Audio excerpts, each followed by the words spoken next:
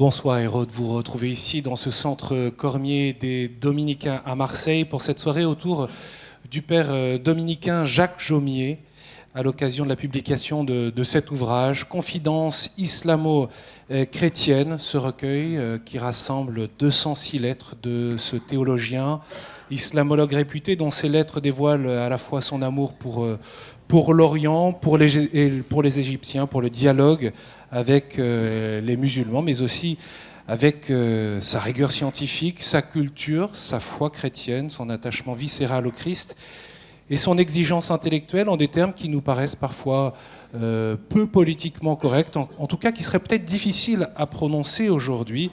On va le voir au cours de cet échange. Voilà donc dans cet ouvrage 40 ans de correspondance entre deux passionnés, deux prêtres, deux acteurs majeurs qui ont contribué au développement du dialogue avec les musulmans. Ce sont donc le père Jaumier et le père Maurice Bormans qui est ici présent. Merci beaucoup d'être là, père. Très content d'être ici. Cette histoire de correspondance, c'est une histoire d'amitié, mais c'est aussi un encouragement, un travail, une réflexion très régulière au cours de ces 40 années. Hein. C'est une très longue amitié, voyez-vous. Et puis je dois vous dire que très tôt, je me suis trouvé en pleine correspondance d'études, de recherche et également de publication. Parce que le père Jaumier était au Caire en charge de la revue de l'Institut dominicain d'études orientales, ce qui s'appelle le Midéo. Moi, à Rome, de 1975 à 2004, j'avais dans les mains chaque année notre revue annuelle en 3 langues, français, anglais et arabe, sur Islamo-Christiana, c'est-à-dire le même genre de relations. Alors, nous avons échangé continuellement nos appréciations, nos projets, nos critiques également, nos doutes. Enfin, tout cela nous a obligés en quelque sorte de développer une confidence continuelle que j'appelle justement confidence islamo-chrétienne. Et pourquoi publier aujourd'hui cette correspondance dont la nature est privée? C'est-à-dire que et l'un et l'autre, vous publiez, interveniez dans des colloques publics, et là, vous avez décidé de publier cette correspondance privée qui n'avait en soi pas des fins de publication. Écoutez, moi je me suis astreint depuis à peu près une dizaine d'années, puisque je suis en retraite super active, de nourrir, je dirais, la mémoire des nouvelles générations chrétiennes. Quand je parle à quelques étudiants aujourd'hui de Massignon ou bien d'Anawati, bon, on ne sait pas trop ce que c'est. C'est pour ça que je me suis dit, il convient, et avec certains de mes amis, j'ai eu leur réconfort, publier le maximum de documentation de manière à ce que la mémoire chrétienne soit enrichie de tous ces témoignages. C'est pour ça qu'aux éditions du Cerf, il y a quelques années, j'ai publié Prophète du dialogue islamo-chrétien, Massignon, Gardet, Anawati, Abdel-Jélil, et puis tout récemment également, ce livre-là, 4 acteurs du dialogue islamo-chrétien, Arnaldez, Caspar, Jaumier et puis Moubarak. Et je me suis dit que ces lettres, c'était un trésor de réflexion, une suite de témoignages, et également des hypothèses de recherche théologique sur le dialogue que nous essayons de développer avec les musulmans et les musulmanes de toute sensibilité. Et alors, je ne savais pas trop où publier tout cela. Alors, on va se tourner vers Monseigneur Aveline, justement, qui est présent. Monseigneur Jean-Marc Aveline, vous êtes aujourd'hui évêque auxiliaire de Marseille. Ces confidences islamo-chrétiennes, elles sont publiées par Chemin de Dialogue. C'est la revue théologique et pastorale sur le dialogue interreligieux de l'Institut de sciences et théologie des religions de Marseille. Quand vous avez reçu cette proposition de publication de ces lettres, c'est quand même un gros pavé. Qu'est-ce qu'on se dit quand... Pourquoi vous avez fait le choix de publier ? Pour 2 raisons. La première, c'est qu'une proposition qui vient de Maurice Bormans mérite qu'on y réfléchisse, toujours. Il y a toujours de l'intérêt et il y a un gage de qualité. Ça fait longtemps qu'on se connaît avec Maurice et que je lis le travail remarquable qu'il a fait à la direction de la revue Islamo-Christiana, qui n'a pas d'équivalent. Et donc, voilà, une proposition qui vient de Maurice est toujours à considérer avec intérêt. Donc, c'est la première raison. Et la deuxième raison, c'est ce qu'il a dit lui aussi, c'est-à-dire que j'observe qu'aujourd'hui, nous avons un grand besoin de pouvoir recueillir l'héritage de nos pères, qui, depuis le Concile Vatican II et déjà avant, mais ces lettres couvrent la période qui va en gros du Concile jusqu'à la première décennie du XXIe siècle, il y a eu toute une histoire des relations islamo-chrétiennes et toute une histoire des réflexions des acteurs chrétiens de ces relations. Et que nous, aujourd'hui, dans le contexte où nous sommes, il me semble qu'on a besoin, et c'est même à mon avis prioritaire, on a besoin d'instaurer entre les chrétiens un débat à propos de nos relations avec les musulmans. Le dialogue, c'est pas, la question pour moi, ce n'est pas simplement le dialogue avec les musulmans, c'est le débat entre chrétiens à ce sujet. Et là, pour que ce débat ait lieu, c'est très intéressant de pouvoir recueillir l'héritage de nos anciens. C'est pour ça que j'ai répondu oui, et que nous avons pris le risque financier de publier un tel volume, risque qui sera moins grand à la fin de cette soirée, je l'espère, quand vous serez passés ici. Avec nous ce soir, nous avons aussi le frère dominicain Jean-Marie Mérigou. Merci beaucoup d'être là. Vous jouez à domicile ce soir en quelque sorte, puisque le couvent de Marseille, c'est aujourd'hui votre communauté, même si il y a, on le sait, un lien très étroit entre vous et les chrétiens d'Orient, parce que vous avez été au couvent dominicain de Mossoul de 1969 à 1983, puis vous avez passé 22 ans au Caire, à l'Institut dominicain d'études orientales dont on parlait à l'instant, là même où a travaillé le père Jomier avant vous. Prenez le micro, parce que c'est un peu avec vous qu'on va commencer, c'est nécessaire, ça fait plusieurs fois qu'on parle du père Jacques Jomier, mais peut-être beaucoup d'entre nous ne le connaissent pas bien. C'est un dominicain qui est né en 1914, oui. Ordonné prêtre en 1939. C'est ça, et alors avant, à la fin de ses études, il a été admis à l'école polytechnique.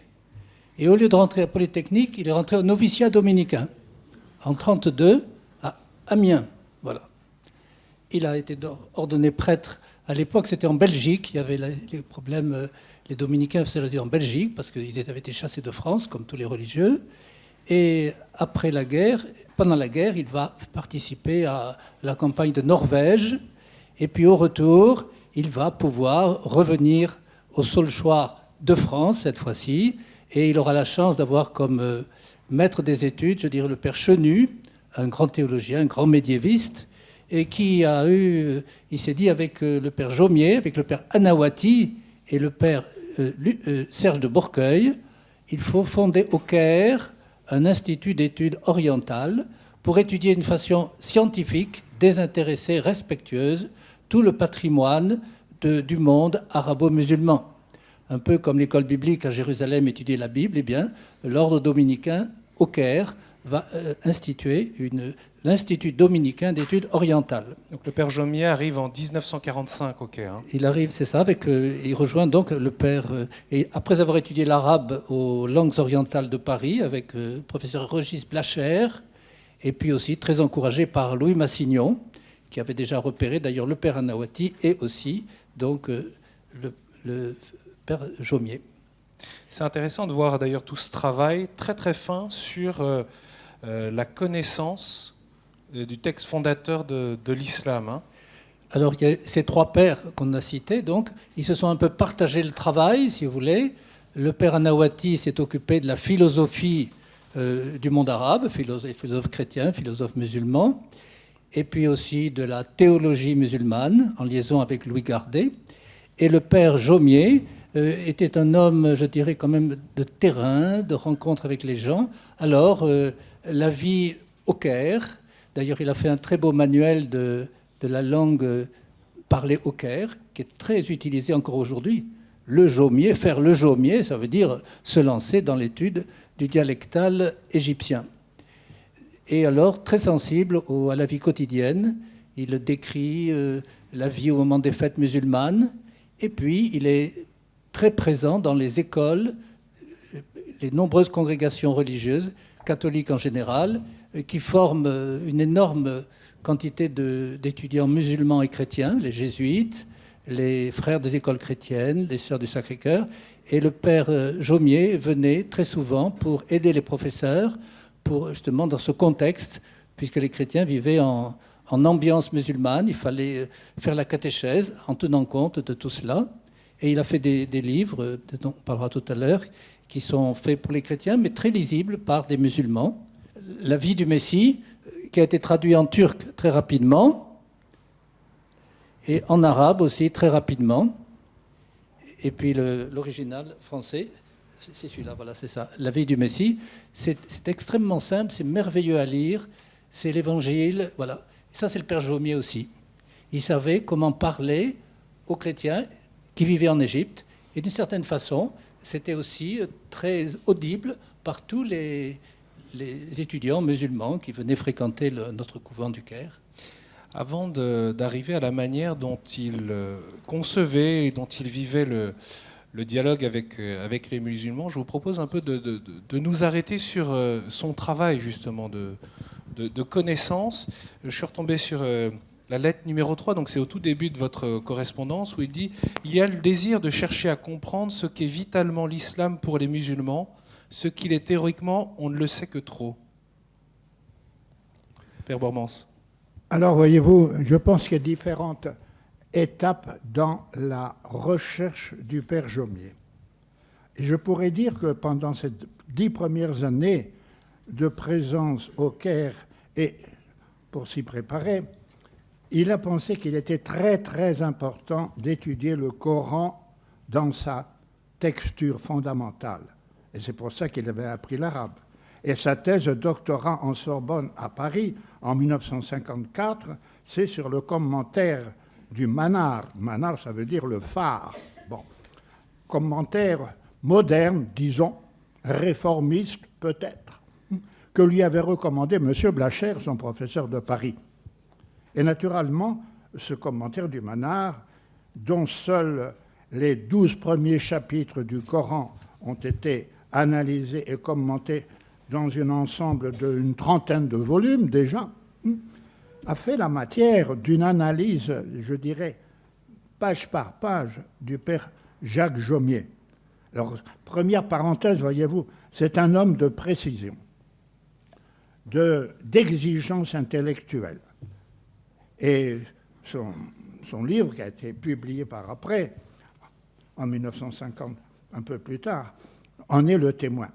Alors, il a cru au début qu'il fallait étudier de près tous les commentaires du Coran que les 2 derniers siècles nous offraient, pour pouvoir, peut-être, c'était dans sa tête, appliquer la méthode des gens littéraires, voir comment les musulmans eux-mêmes, à travers leur élite théologique d'aujourd'hui, lisent, interprètent et, je dirais, traduisent pour la vie quotidienne le contenu de leurs livres fondateurs. Il s'est rendu compte très tôt qu'il n'avait pas à continuer dans cette ligne-là, parce que ça l'aurait amené, bon gré, mal gré, à des rencontres, non pas amicales, mais de tendance apologétique, sinon polémique, avec les chiites d'Al-Azhar. Alors c'est pour cela qu'il s'est rabattu, si vous voulez, ensuite sur les traductions du Coran, et surtout parce qu'il voulait s'occuper parfaitement de ces chrétiens égyptiens, coptes, orthodoxes et catholiques. Il s'est dit, il faut leur apprendre ce qu'il y a dans le Coran et comment le lire d'une manière critique et scientifique et d'une manière chrétienne, suivant l'interprétation de notre foi. Et c'est tout cela qui l'a amené, si vous voulez, à renoncer au bout d'une dizaine ou d'une quinzaine d'années à travailler le domaine, si vous voulez, de l'exégèse coranique. Il n'y a trouvé qu'un peu d'intérêt lorsqu'il est allé travailler un grand commentateur du Coran du Haut Moyen-Âge, Fakhreddin al-Razi, qui est mort en 1209. Parce que là, et si vous lisez les commentaires du Coran du Moyen-Âge, Nous avons là des penseurs exigeants, intelligents, pleins de sagesse. Et c'est là que nous nous retrouvons en quelque sorte entre interprétateurs de la Bible et interprétateurs du Coran. Chose étrange. Il nous faut retourner au Moyen-Âge. Qu'est-ce que cela signifie une lecture chrétienne du Coran ? Mais écoutez, il a voulu expliquer à ses élèves ou ses collègues ou ses amis musulmans, musulmans et chrétiens, qu'il fallait sortir de l'ignorance fondamentale que d'un côté comme de l'autre est la cause de tous nos conflits. Ce n'est pas le choc des civilisations, c'est le choc des ignorances. Alors il faut savoir ce qu'il y a dans le livre fondateur de l'un et de l'autre. Du côté chrétien, rares étaient les chrétiens qui avaient lu le Coran en arabe ou dans nos pays, dans les différentes traductions dont nous disposons. Et puis d'autre part, nos amis musulmans ne mettent jamais le nez dans la Bible, sauf rares exceptions, c'est mon expérience, pour diverses raisons, accusations de falsification, etc. Autrement dit, en se repliant sur cet aspect des choses, il s'est rendu compte que, avant d'étudier les commentateurs du Coran spécialisés en leur matière, il faut voir comment le bon peuple musulman et le bon peuple chrétien peuvent découvrir ce qu'il y a comme richesse spirituelle potentielle dans le livre sacré de l'autre, sans pour autant y adhérer quand il y a justement conflit, opposition. Et ici, il faut être très réaliste pour savoir où se trouvent les limites d'un possible dialogue. D'où son intérêt et son lien, son amitié avec les Égyptiens, quelle que soit d'ailleurs leur responsabilité, leur milieu. De fait, c'est peut-être pour cela, ou une des raisons pour lesquelles il s'était intéressé de très près à la vie, je dirais, populaire du petit peuple musulman. Et c'est ainsi qu'il a publié des dizaines d'articles sur la vie quotidienne des musulmans du Caire.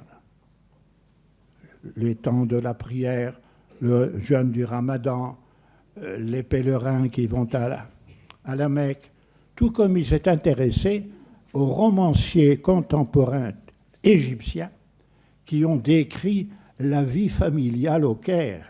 Et en particulier, il s'est intéressé à la trilogie de Neguib Mahfouz, qui est devenu prix Nobel de littérature.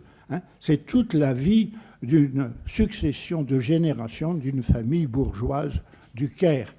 Donc, il lui fallait voir comment le Coran est vécu à travers une interprétation telle qu'elle est faite par les bons prédicateurs du vendredi, voir comment les musulmans vivent leur Coran, tout comme les chrétiens ont à découvrir ce qu'il y a dans le Coran comme valeurs spirituelles qui font écho assez souvent à certains psaumes de notre Bible.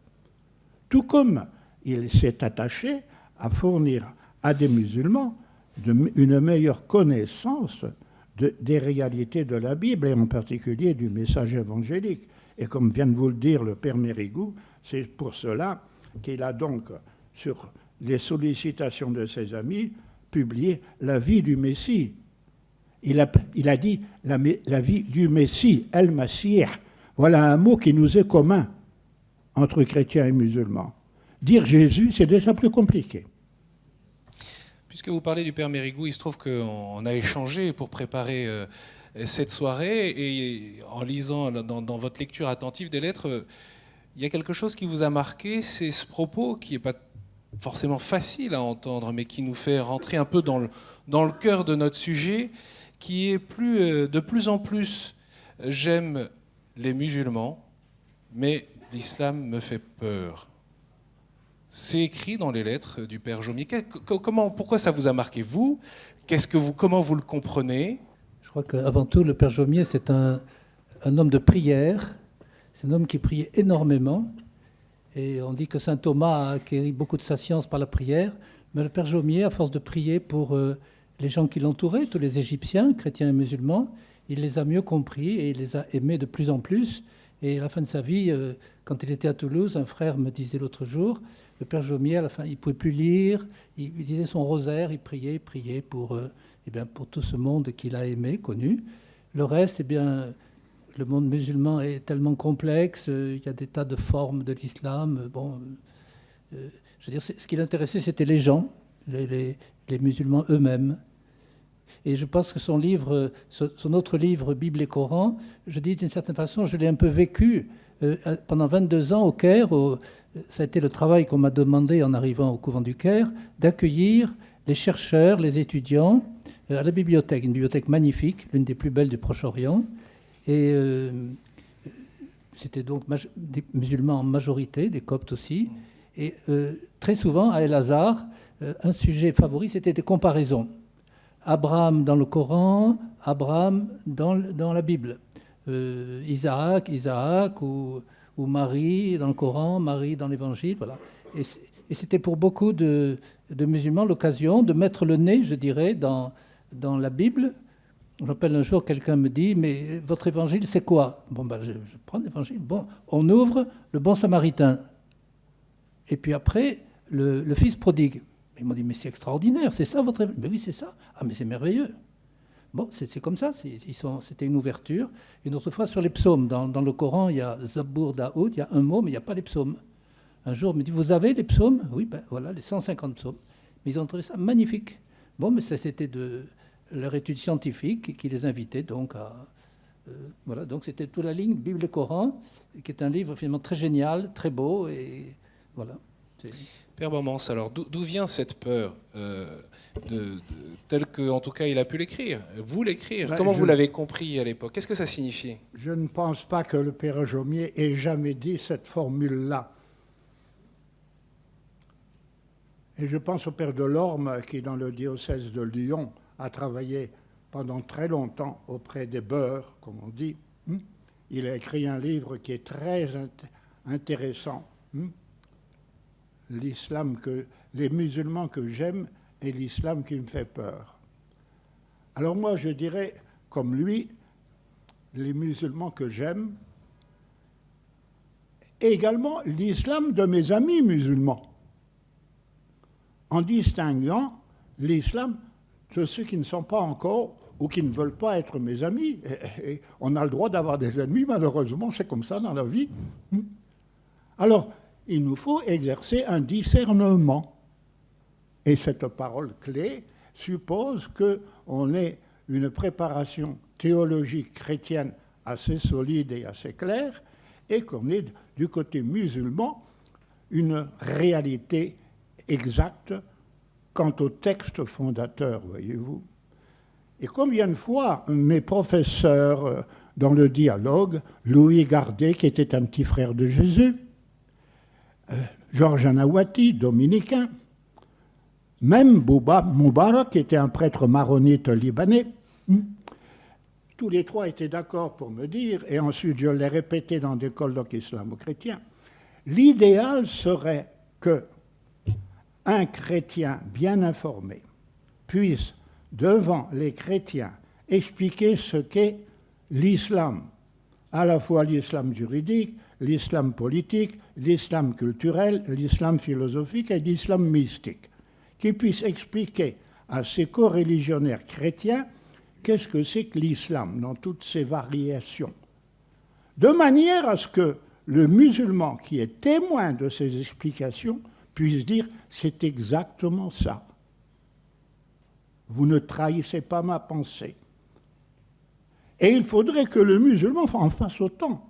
Et le but de beaucoup de nos rencontres islamo-chrétiennes à un certain haut niveau visait ce but-là, que des professeurs musulmans expliquent notre christianisme à leurs coreligionnaires, de manière à ce que nous, chrétiens, puissions dire à ces professeurs musulmans, c'est bien ça notre christianisme.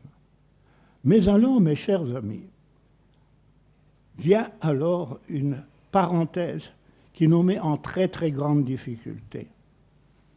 C'est que pour les musulmans, de tout niveau intellectuel qu'il soit, le véritable christianisme n'est pas le nôtre. C'est ça la question.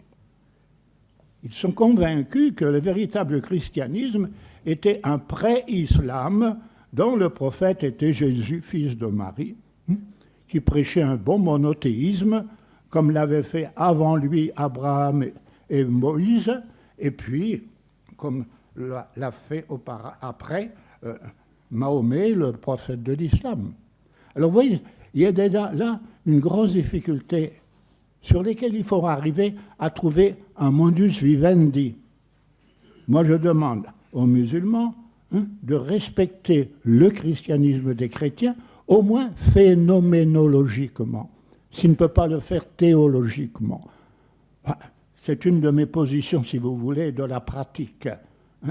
Mais je pense que toutes ces questions-là, le Père Jaumier se les a posées très souvent. Et on a discuté avec tous ceux et toutes celles qui, comme lui, étaient engagés dans ce vivre ensemble où il faut construire le royaume de Dieu.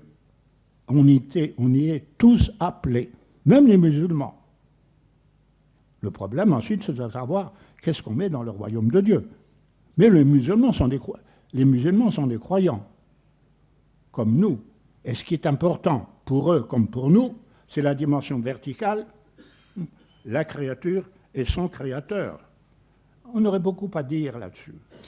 Alors, encore un mot. Quelle est la finalité, selon le Père Jaumier, au fur et à mesure de la maturité, vous avez dit de son expérience de dialogue. Vous avez dit tout à l'heure qu'il y avait différentes phases.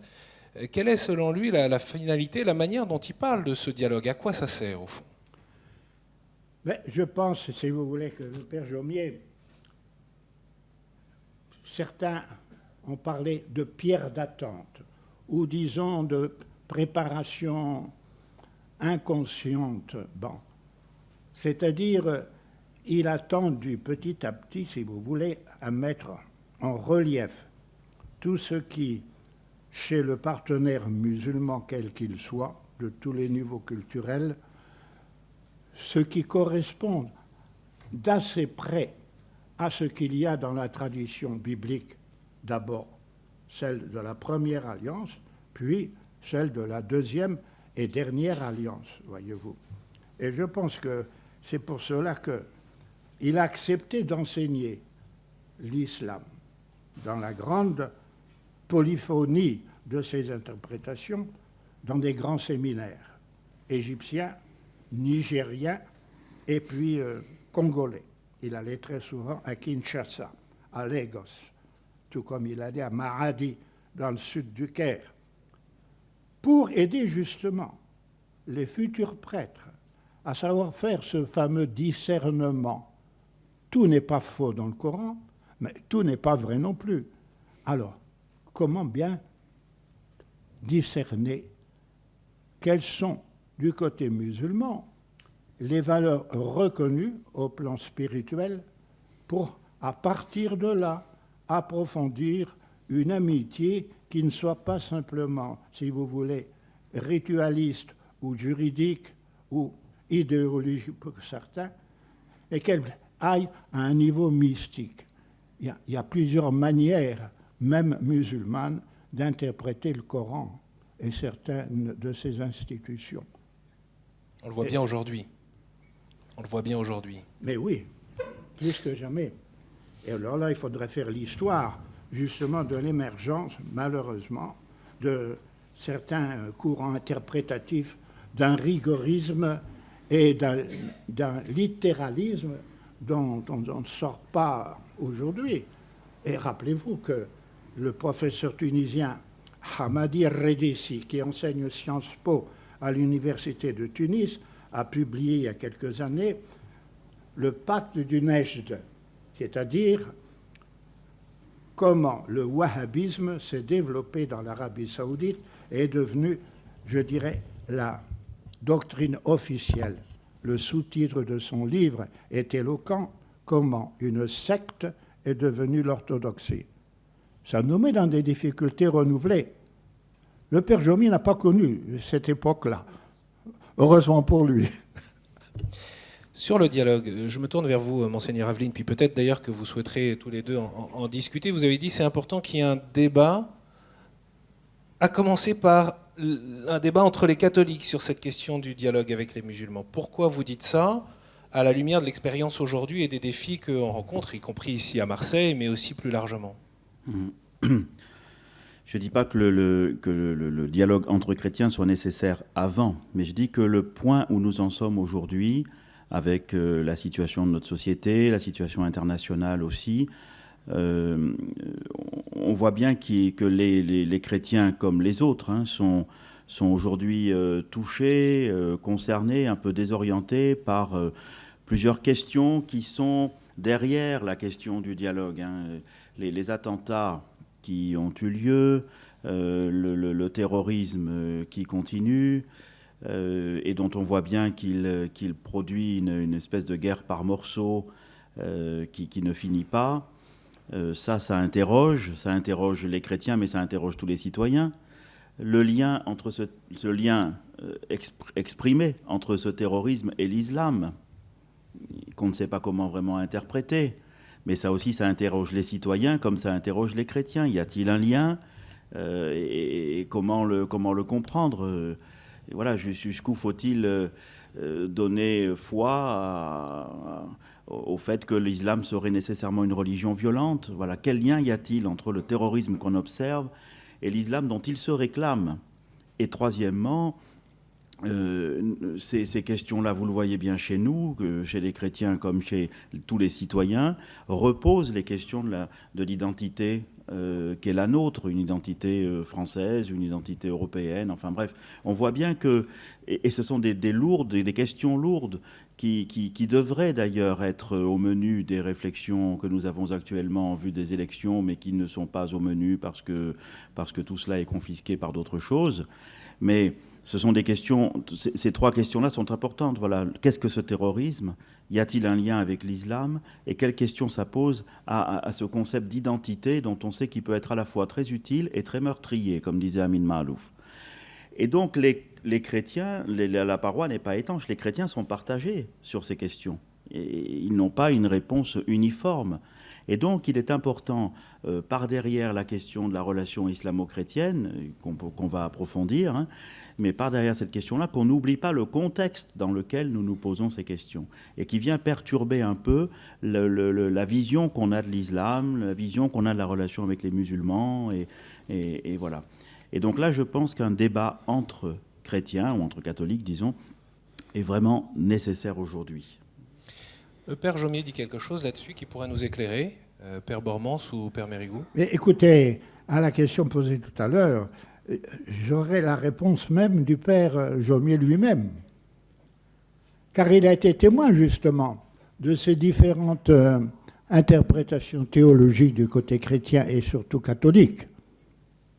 Nous avons prié l'autre jour pour le Père Claude Geffray, dominicain de la province de Paris. Bon, je sais qu'il a été loin d'être d'accord avec la théologie du dialogue du Père Jacques Jomier.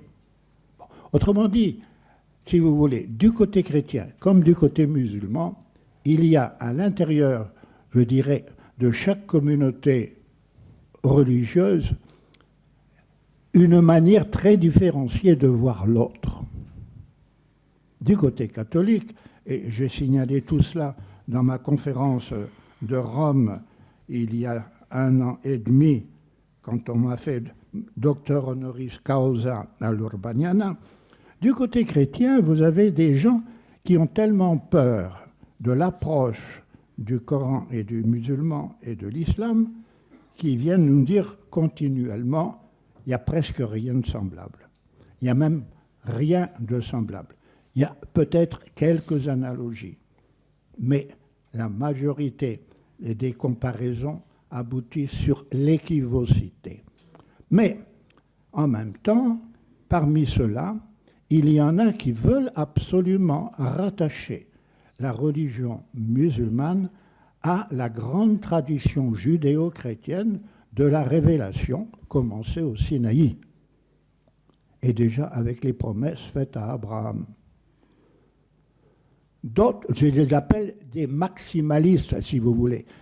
Pour eux, il semblerait que Massignon lui-même l'ait pensé, le Coran serait inspiré et révélé d'une manière différente, mais au même titre. À l'opposé, vous avez des personnes qui reprennent toute la polémique traditionnelle que le christianisme a connue pendant 14 siècles avec l'islam, n'est-ce pas? Tout est faux. Et le musulman n'a pas accès au royaume, et c'est évident. Bon. Mahomet est un ange satanique. Il y a eu tout ça dans l'histoire, ne l'oublions pas. Alors, ceux qui tiennent la position médiane, qui sont au milieu, voyez-vous, bon, ils vont essayer de tenir compte à la fois du double défi des maximalistes et des minimalistes, en se mettant dans la lignée de ce que le Concile Vatican II nous a laissé en l'an 1965. Et ici, je dois dire que le Père Anawati, qui était le grand maître, je dirais, de l'Institut dominicain du Caire, a été la cheville ouvrière de l'élaboration du paragraphe 3 de la Déclaration sur les relations de l'Église avec les religions non chrétiennes. Alors, bien sûr, cette attitude centrale, elle dépend de quoi? Si vous prenez Moubarak, le prêtre maronite, si vous en prenez beaucoup d'autres, tous vous diront le problème est en partie la responsabilité de l'autodéfinition de l'islam lui-même. De quel islam s'agit-il? Si je m'intéresse uniquement à l'islam mystique, je trouverai beaucoup de correspondances. Si je suis avec l'islam des philosophes, j'aurai quelques correspondances, surtout si j'aime Aristote ou Platon. Bon, maintenant, s'il s'agit de l'islam, des rites, de la pratique, de l'identitaire, etc., sans grand approfondissement spirituel, c'est encore autre chose. Alors le Père Moubarak et beaucoup d'autres vous diront, essayons d'éviter même le mot islam qui est ambigu. D'ailleurs, je n'ai jamais rencontré l'islam. J'ai rencontré des centaines et des centaines de musulmans. C'est tout autre chose. Un musulman, une musulmane, c'est un être en chair et en os, qui est appelé à vivre, à aimer, à travailler, à souffrir et à mourir. Et à mourir. Comment nous préparons notre mort? Vous, musulmans, nous, chrétiens, vous, juifs. Ça devrait être très intéressant pour nos échanges, voyez-vous. Alors, beaucoup viennent nous dire « nous n'adorons pas le même Dieu ». Alors, je vous lis ce que le Père Jaumier m'écrivait dans une lettre du 25 janvier 2002. C'est très bref, rassurez-vous, ce ne sera pas trop long. À la page 408. Enfin, la question. Avons-nous le même Dieu? Lelon et Moussorli se crêpent le chignon. Et ce sont des hommes, ce sont des pères très respectables. Le premier est en vie encore, l'autre est mort. Se crêpent le chignon parce que Lelon disait et dit toujours le même Dieu, et Moussorli disait en bon libanais maronite, ce n'est pas le même Dieu. Alors, la question, petit a, si l'on prend Dieu existant, au sens fort du terme, existant dans le mystère, chacun d'entre nous est en face de lui, chacun d'entre nous, chrétiens et musulmans et juifs et les autres, chacun d'entre nous est en face de lui sans le réaliser vraiment. Et quand il s'agit des chrétiens et des musulmans, dans l'adoration. Chacun d'entre nous est en face de lui vraiment, mais dans l'adoration. Nous sommes là, tous, en face du même Dieu objectivement. Petit b, si l'on prend Dieu par la voie de la représentation, même négative, que nous nous faisons de lui, nous ne sommes pas en face de Dieu lui-même, mais de sa représentation. Et là, chrétiens et musulmans ne sont pas en face de la même représentation subjective. Voyez bien la distinction. Il y a le Dieu du christianisme et le Dieu de l'islam. Il y a les deux représentations que subjectivement, personnellement ou collectivement, nous faisons du mystère inconcevable, indéfinissable du Dieu vivant. Alors c'est là, si vous voulez, que se trouve, je dirais, le défi, the challenge. Et en même temps, sur cette distinction, on pourrait passer beaucoup de temps, de fait. Au-delà même de cette soirée qui nous rassemble, je ne sais pas si c'est la question qu'on se pose quand on vit ensemble, quand on se confronte, quand on se croise dans un quartier, quand on a des questions douloureuses à régler. Monseigneur Aveline, comment vous réagissez à ça? Et quels sont les points sur lesquels il vous semble important d'insister, peut-être à la lumière et à l'école même du Père Jacques Jaumier? Oui, même si ce n'est pas la question qu'on se pose tous les jours, c'est une question qu'il vaut mieux ne pas éviter quand même. C'est important à un moment d'y réfléchir et d'approfondir. Ce qui me paraît très important dans le travail de Jacques Jaumier, c'est, on l'a déjà dit tout à l'heure, c'est la précision, c'est la recherche de la précision. C'est Roger Arnaldez, dans la préface qu'il a faite au livre d'hommage à Jacques Jaumier, qui a été construit par Marie-Thérèse Urvoy, Arnaldez disait « Ce qui caractérise le mieux la personnalité du Père Jaumier, c'est la discrétion et l'humilité. Et du coup, le souci de la précision, de l'exactitude, de la soumission aux faits. » Et je crois que ça, c'est quelque chose, le travail de Maurice Bormans y contribue aussi, mais vraiment d'approfondir, de ne pas mettre un mot à la place, essayer de bien comprendre le sens des mots. Et Jaumier a été aussi très attentif au fait que le même mot peut avoir des sens différents selon qu'on le voit avec un regard musulman ou avec un regard chrétien, et que c'est l'une des choses difficiles. Mais quand on travaille sur le terrain, c'est pas forcément par là qu'on commence. Quand on travaille sur le terrain, quand on est des acteurs, par exemple ici à Marseille, il y a beaucoup d'initiatives de relations entre des chrétiens et des musulmans, des initiatives qui naissent des besoins de la vie sociale, qui naissent des questions de société qui sont les nôtres, qui naissent du besoin où nous nous trouvons tous de consolider notre ancrage spirituel à chacun, et en même temps de comprendre que voilà qu'il y a des façons de s'entraider dans ce travail-là. Je pense par exemple aux rencontres qui ont eu lieu, que ce soit au parc Saint-Maur l'année dernière, qui vont encore avoir lieu cette année. Je pense à Saint-Jean-de-Garguier. Je pense à toutes ces familles chrétiennes et musulmanes, et elles sont assez nombreuses ici, qui prennent une journée pour partager ensemble, etc. À ce moment-là, ce n'est pas une question d'abord de sens des mots, de vocabulaire, etc. C'est une question de confiance réciproque. C'est le plus important. Si je n'ai pas confiance dans le travail que peut faire l'Esprit Saint, moi en tant que chrétien, même à l'intérieur de personnes qui ne le connaissent pas, qui ne le confessent pas, si je n'ai pas cette confiance-là primordiale, alors je ne peux pas avancer. C'est ce qui caractérise à mes yeux l'engagement de l'Église catholique dans le dialogue interreligieux, c'est sa théologie de l'Esprit Saint.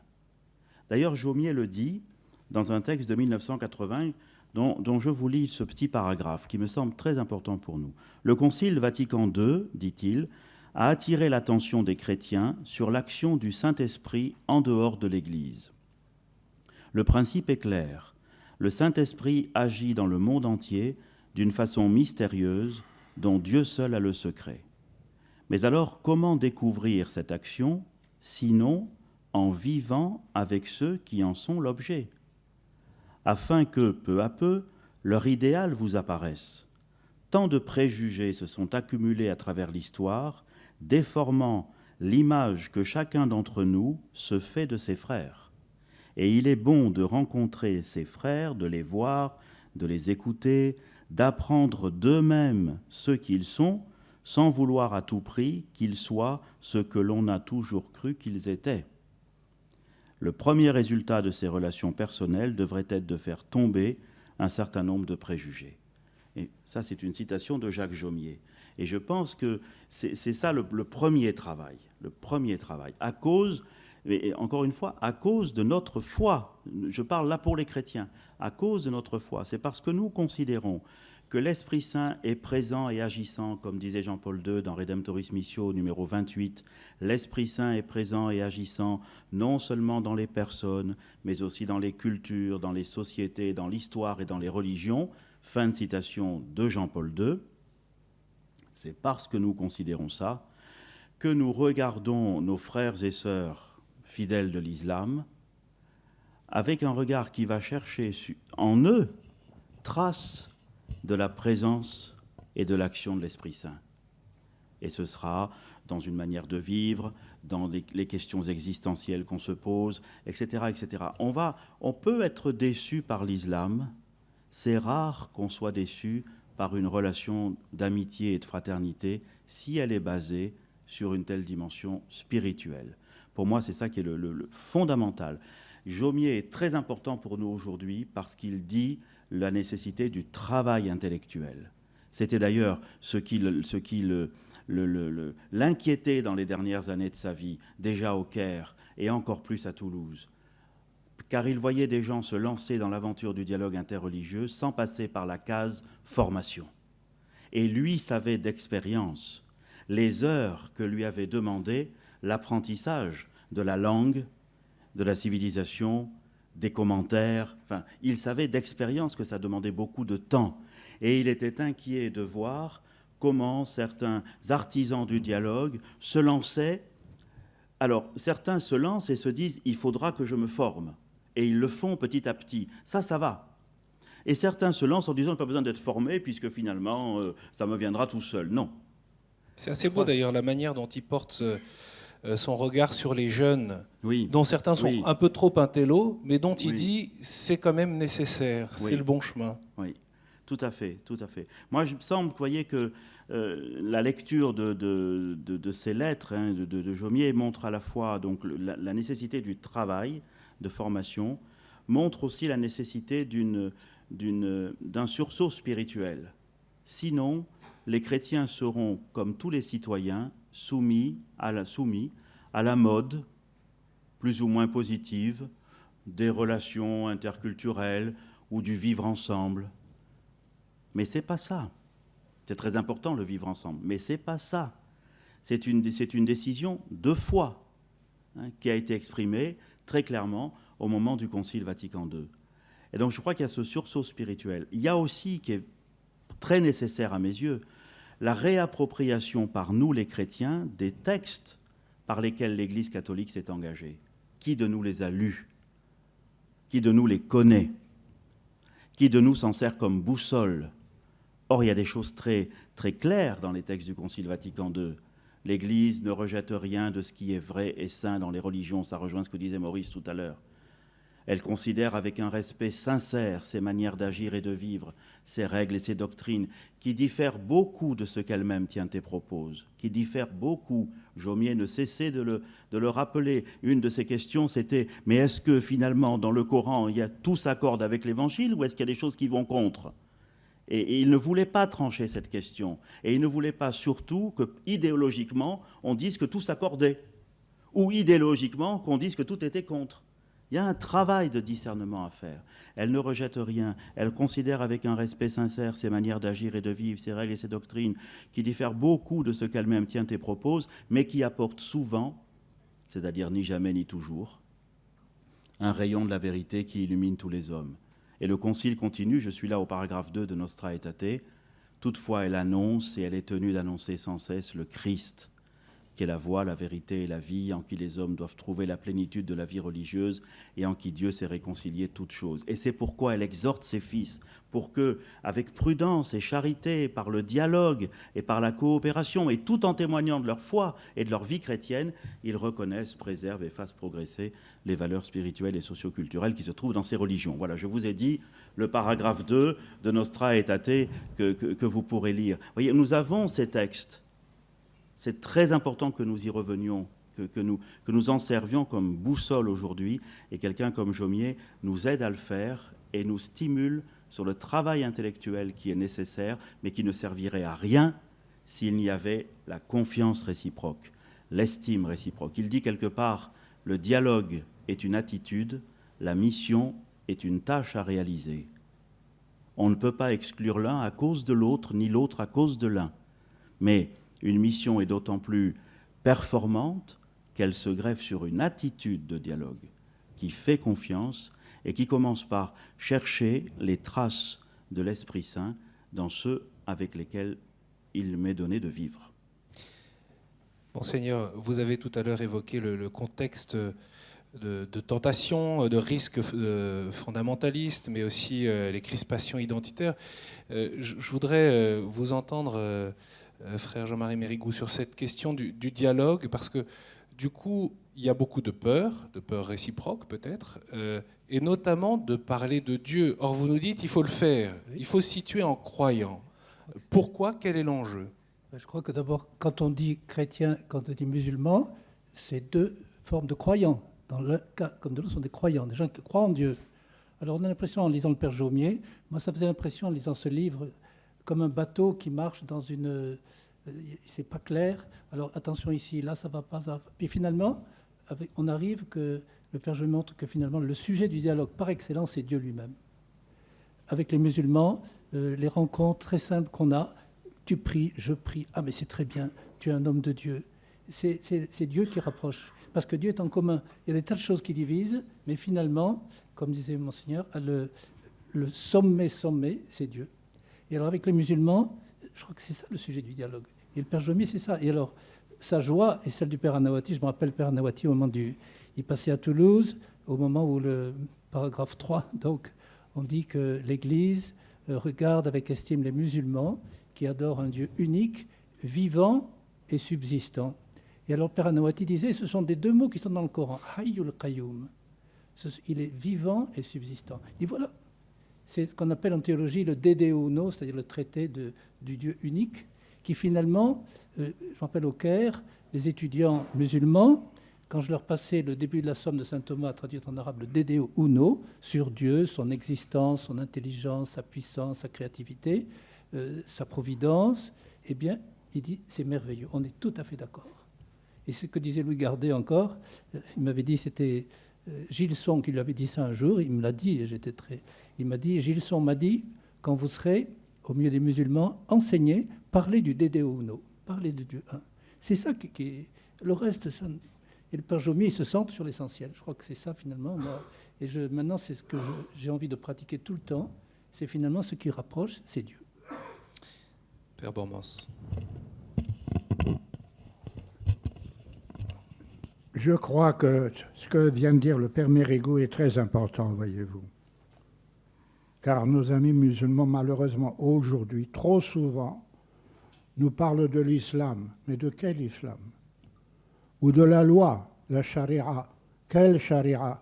Il y a plusieurs écoles de droit dans la tradition canonique des sunnites, sans parler de la tradition ja'farite des chiites.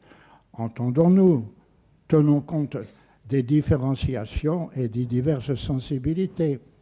Alors, voyez-vous, le drame aujourd'hui, nous avons peur de parler de Dieu. Nous sommes des croyants. Ils sont des croyants. Et vous savez ce qui a fait choc au Père Jaumier ? Au tout début, en quelque sorte, c'était en 72. Il est dans l'avion du Caire à Lagos, au Nigeria, où il va donner des leçons sur l'islam à des futurs prêtres nigérians. Bon. Dans l'avion, il n'y a que des pèlerins musulmans qui reviennent de la Mecque. Il découvre un bon peuple musulman, souriant, serein, et qui témoigne des valeurs bibliques de sa propre tradition. Et ça lui a fait un choc. Il s'est dit, il faut sortir de nos idées plus ou moins préorganisées. Nous avons encore beaucoup à apprendre. C'est vrai. Alors, tous mes maîtres en islamologie, donc pour le dialogue, qu'est-ce qu'ils m'ont enseigné ? ce que le Père vient de nous rappeler. Nous avons tellement de choses à nous dire sur le mystère de Dieu, parce que c'est ça qui est le plus important. Pour le musulman comme pour nous, et pour le juif, et puis les sikhs et d'autres. Dieu est le créateur. Alors, s'il est créateur, comment s'occupe-t-il de ces créatures? Bon. Alors, bien sûr, ici, si vous voulez, il faut faire attention aux paroles qu'on utilise. Il vient de dire, dans le texte de Vatican II, on a choisi El Hayy El Qayyum, le vivant, le subsistant. Pourquoi? Parce que l'ébauche disait Dieu personnel. Et pour nous, chrétiens, c'est très important. C'est naturel de dire un Dieu personnel. Mais personnel, je ne peux pas le dire en arabe. Alors voyons en plus ici. Mais je ferme la parenthèse tout de suite. Il s'agit de savoir dans quelle langue on parle. Et même quand on parle entre francophones, il s'agit de savoir quel vocabulaire nous utilisons. Je ferme la parenthèse. Mais le de Deo uno, comme on dit en théologie latine, n'est-ce pas? La réflexion sur le Dieu unique, c'est fondamental. Nous, d'instinct, nous passons tout de suite, et c'est normal, au Dieu un et trine. Interrogeons-nous.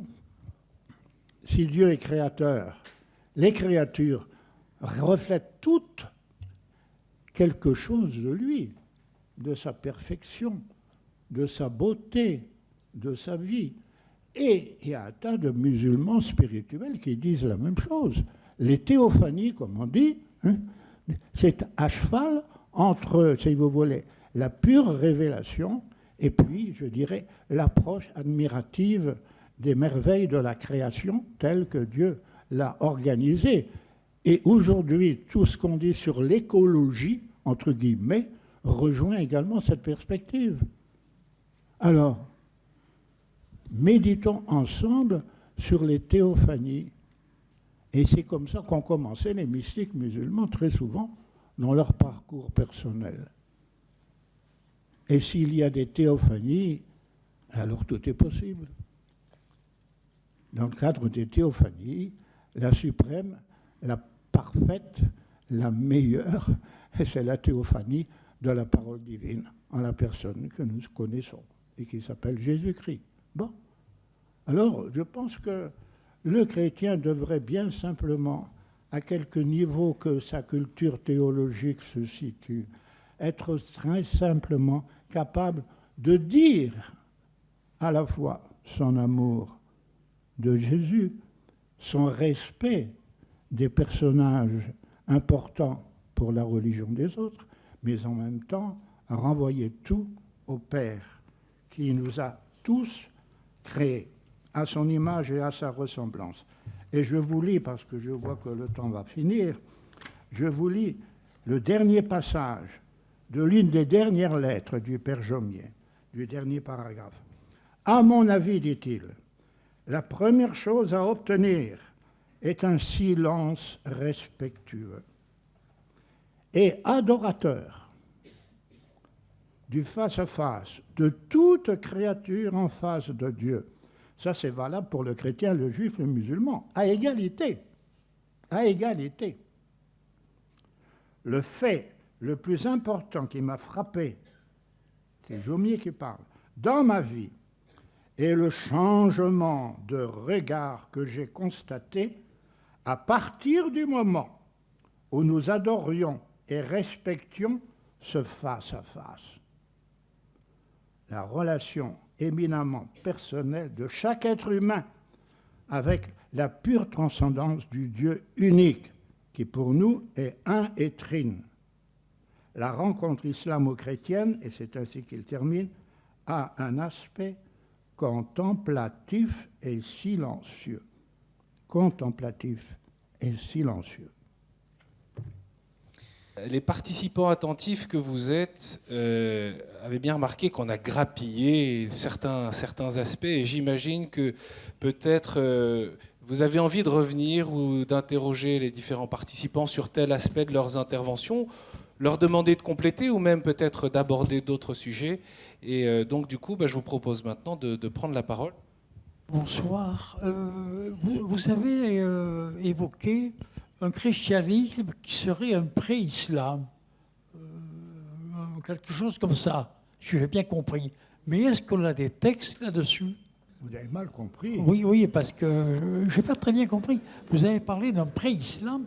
Je vous explique une deuxième fois ce que j'ai déjà dit d'une manière assez claire, il me semblait. Bon, pour les musulmans, en fonction même de leur Coran, la révélation a commencé avec le premier homme, Adam. Non, mais laissez-moi terminer.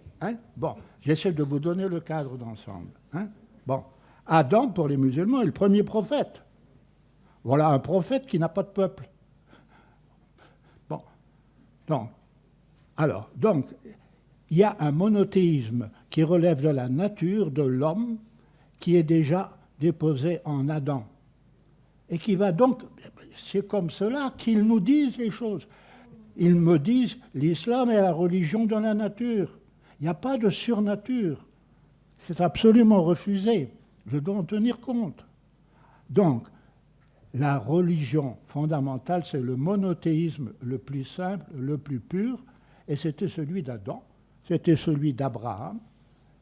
Ensuite, il y a eu celui de Moïse, mais ce monothéisme de Moïse, semblable à celui d'Abraham, a été trafiqué par les rabbins, les docteurs de la loi, et ça a donné un judaïsme qui n'a plus rien à voir avec le monothéisme mosaïque.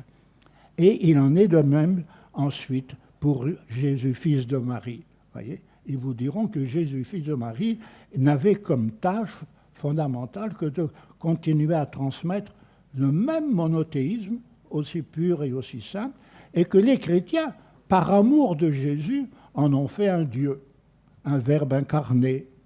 Et naturellement, ici, beaucoup d'intellectuels musulmans reprennent la critique libérale occidentale et même certains de nos théologiens qui viennent nous dire tout est donné par Jésus dans les évangiles, le monothéisme primordial, toute la théologie du Dieu un, trine, c'est une invention des conciles des premiers siècles. Vous trouverez malheureusement toutes ces affirmations-là. Bon. Alors c'est dans ce sens-là, si vous voulez, que les musulmans me disent le véritable islam, c'est celui d'Adam. Bon, le Coran vous dit Abraham était un musulman. Il n'était ni juif ni chrétien. Quand vous lisez tout cela, vous êtes obligé non pas de assentir à ce qu'ils disent, mais de assentir à leur vision des choses. Je dois en tenir compte. Et voilà pourquoi, dans toutes nos liturgies chrétiennes du Moyen-Orient, et même dans nos langues à nous, quand je sais qu'il y a des musulmans au cours d'une liturgie baptismale ou matrimoniale ou des funérailles, quand je dis toujours au nom du Père et du Fils et du Saint-Esprit, Dieu unique. Il est bon de le rappeler. C'est comme ça. Le Père est témoin pour tous les rites arabes du Moyen-Orient. Voyez ? Alors, c'est ça la difficulté. Bon. Le musulman, si vous voulez, a du mal à imaginer que pour notre vie chrétienne, l'insertion filiale dans le mystère du Dieu Père qui nous donne sa parole sous forme humaine, c'est de la folie. Et vous prétendez être les fils de Dieu. C'est de l'imaginaire. Vous avez exagéré dans votre amour de Jésus. C'est ça qu'on vous pardonne. Alors, il faut tenir compte de ça. Voyez ? Alors, si je veux aider, accompagner un musulman dans sa recherche spirituelle du Dieu un et subsistant, je dois tenir compte de ça. Tout ça, ce sont des impasses. Dans les impasses, on se casse le nez. Alors, il faut trouver, la voie des théophanies qui relève du mystère de la création. Il y a beaucoup de choses à nous dire là-dessus. D'où venons-nous ? Qui sommes-nous et où allons-nous finir? Bon. Est-ce que Dieu peut nous dire des choses sur lui-même ou pas? Alors on vous dira non. Il est le transcendant, il n'a pas le droit de devenir en quoi que ce soit immanent. Je m'excuse d'utiliser un vocabulaire théologique, mais on en est là. Hein. Or, le christianisme, c'est l'union parfaite de la transcendance et de l'immanence. Alors, il faut tenir compte de tout ça. Et quand on parle à nos amis musulmans pour leur présenter le christianisme, il faut trouver des étapes pédagogiques possibles pour qu'ils puissent comprendre intellectuellement, sans y adhérer, à notre vision chrétienne du christianisme. Vous voyez ? Je ne peux pas expliquer le christianisme à un musulman comme je l'expliquerai à un bouddhiste ou à un hindouiste. Vous voyez ? J'ai essayé de répondre à votre question. Bonsoir. Une question qui fait écho à votre propos. J'avais dit une fois à un prêtre... vous pouvez vous lever si vous voulez comme ça. J'avais dit une fois à un prêtre qu'il y a maintenant une christologie, une mariologie coranique, une christologie et une mariologie coranique et islamique. Ce prêtre avait tenté de me signifier son incuriosité à l'égard de cette problématique. Donc je vous pose la question, comment le chrétien doit-il faire face à cette christologie et cette mariologie alternative, sinon concurrentielle?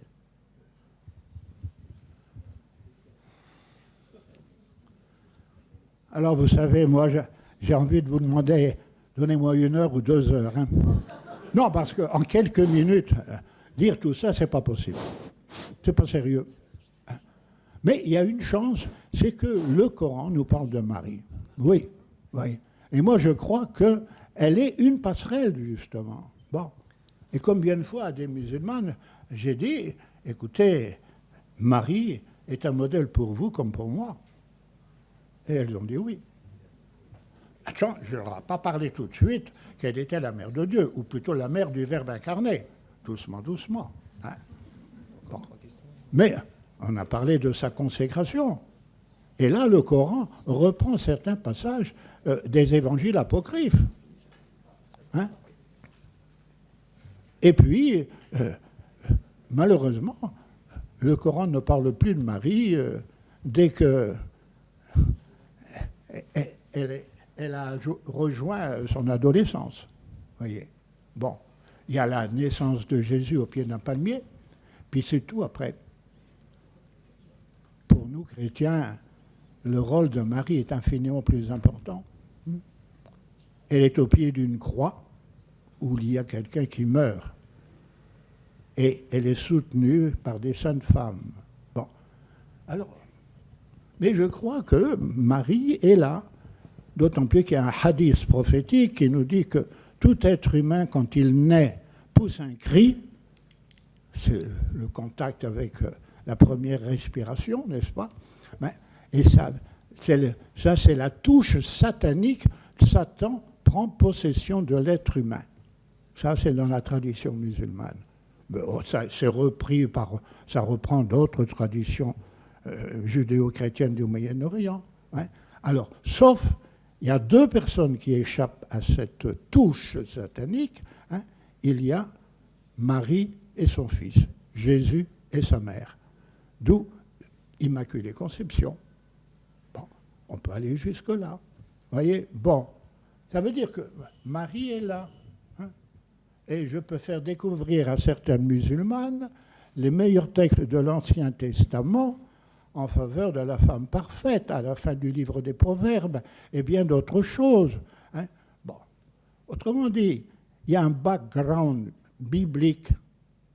Et c'est ça, si vous voulez, qui a saisi le Père Jaumier quand il a commencé à s'approcher, pas simplement des doctes commentateurs du Coran, mais du bon petit peuple qui fait son ramadan. Et il peut penser que ce ramadan, il le fait pour l'honneur de Dieu. Alors, si vous voulez, on peut dire que dans le petit peuple musulman, il y a un tas de choses qui sont prises au sérieux dans leur culte. Je ne dis pas qu'il soit parfait, mais il est là. Et il rend témoignage que Dieu doit être le premier servi. Dieu premier servi. Et il y a une certaine femme en France qui avait ça sur sa bannière. Elle s'appelait Jeanne d'Arc. Je vous propose encore 2 ou 3 questions. Père, vous avez le micro. Voilà, j'ai été édifié par un regard presque mystique de Monseigneur Erdeline sur l'islam, sur les musulmans. Les belles paroles de Père Mérigou. Permettez-moi, je reviens à une question très importante que vous avez posée. La relation du Coran à la Bible, à l'Évangile. La lecture chrétienne, vous l'avez appelée. Lecture chrétienne du Coran. Quand j'étais encore à Damas, pour 6 ans, j'avais un groupe interreligieux, chrétiens, catholiques, protestants très peu, orthodoxes, et les musulmans et les juifs. Pour 6 ans, bon, au niveau universitaire, on a découvert à travers cette lecture de Coran à la lumière de l'Évangile que tout le dogme, toute la doctrine, ou presque chrétienne, est dans le Coran, y compris l'incarnation, la Trinité, la mort de Christ, sa résurrection. Et donc, comment, je pense que ce n'est pas un service à leur rendre de camoufler la richesse chrétienne qu'il y a dans le Coran. Je m'arrête. On va écouter le Père Bormans. Rapidement, vous m'avez dit, bon, votre groupe de travail, je dirais, a eu le courage d'affronter un certain nombre de problèmes qui sont réels, et je m'en réjouis. Maintenant, j'aurais aimé que les chrétiens dans ce groupe de travail soient beaucoup plus cohérents avec leur propre tradition, voyez-vous. Parce que me dire que l'incarnation est dans le Coran, dites-moi quel verset. Bon. Le mot kalima a de très nombreuses interprétations. Il faudrait 1 heure pour répondre à votre question et je ne dispose que de 5 minutes, voyez-vous. Même pas. Mais en attendant, je puis vous dire que la doctrine officielle musulmane, encore aujourd'hui, telle qu'elle est enseignée dans les grandes universités, El Azhar, la Qarawiyyin, la Zaytouna, ce n'est pas ça. Je me réjouis pour ce que vous avez vécu là-bas à Damas. C'est une exception, mais dans l'exception. Bon. Maintenant, M. Kaftarot, j'ai bien connu. Parce que j'étais à Saint-Pierre et je lui ai expliqué pendant 2 heures ce qu'était une messe pontificale auquel on assistait ensemble. Tout comme ensuite à la table du cardinal Martini à Milan, j'ai fait le traducteur.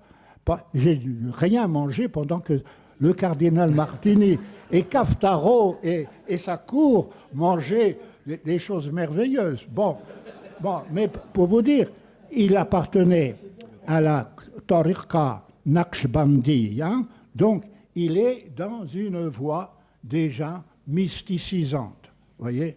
Alors, on ne peut pas tout dire. Hein.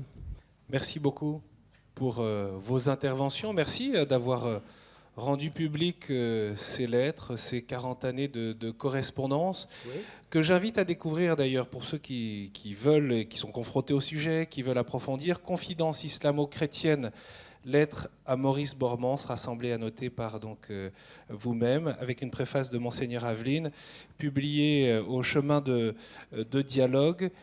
Évidemment, et comme on le disait tout à l'heure, ces correspondances privées permettent de percevoir progressivement ce cheminement et cette expérience dans le dialogue avec les musulmans. Merci infiniment à tous les 3 d'avoir participé à cette table ronde. Je renvoie bien volontiers, d'une part, aux activités de la revue Chemin de Dialogue, mais il y a également, bien sûr, la revue dominicaine. Il y a aussi la revue du Pisaï dont on a parlé tout à l'heure. Père Bormanche, je rappelle qu'il y a aussi cet ouvrage, 4 acteurs du dialogue islamo-chrétien, donc aux éditions Vrin, auquel je fais référence. Et puis, bien sûr, je remercie le Centre Cormier pour son accueil ici, le père Cullen qui dirige ce centre, dont je vous invite à retrouver tout le programme, centre d'activité culturelle, mais aussi spirituelle, dans la droite ligne du fondateur ici de ce couvent à Marseille, selon sa devise, l'amour de la vérité. Merci beaucoup d'avoir suivi cette conférence que bien sûr vous pouvez retrouver sur le site internet de KTO. Les organisateurs ici souhaitaient finir la soirée par une prière en communion avec les chrétiens d'Orient, et donc je cède le micro pour finir cette soirée à Monseigneur Aveline. On a dit tout à l'heure à quel point cette dimension spirituelle était importante. Il ne s'agit pas de l'imposer, il s'agit de la proposer. Et s'il y a parmi nous des gens de confession musulmane, je vous invite, si vous voulez bien, à prier selon votre prière. Et quand il s'agit de l'amitié et de l'amour qu'on essaie de se porter les uns aux autres, les prières qui sont authentiques finissent par converger.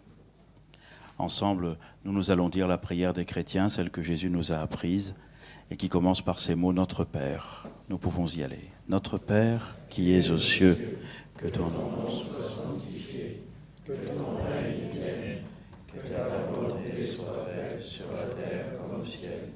Donne-nous aujourd'hui notre pain de ce jour. Pardonne-nous nos offenses, comme nous pardonnons aussi à ceux qui nous ont offensés. Et ne nous soumets pas à la tentation, mais délivre-nous du mal. Car c'est à toi qu'appartiennent le règne, la puissance et la gloire pour les siècles des siècles. Amen. Voilà, que cette dimension spirituelle nous habite. Le Père Jaumier disait la première condition du dialogue, c'est la vérité. De se retrouver en vérité devant Dieu. Et le Concile Vatican II disait... La vérité ne s'impose que par la force de la vérité elle-même, qui pénètre l'esprit avec autant de douceur que de puissance. Eh bien, que la douceur préside à notre dialogue. Merci à vous tous.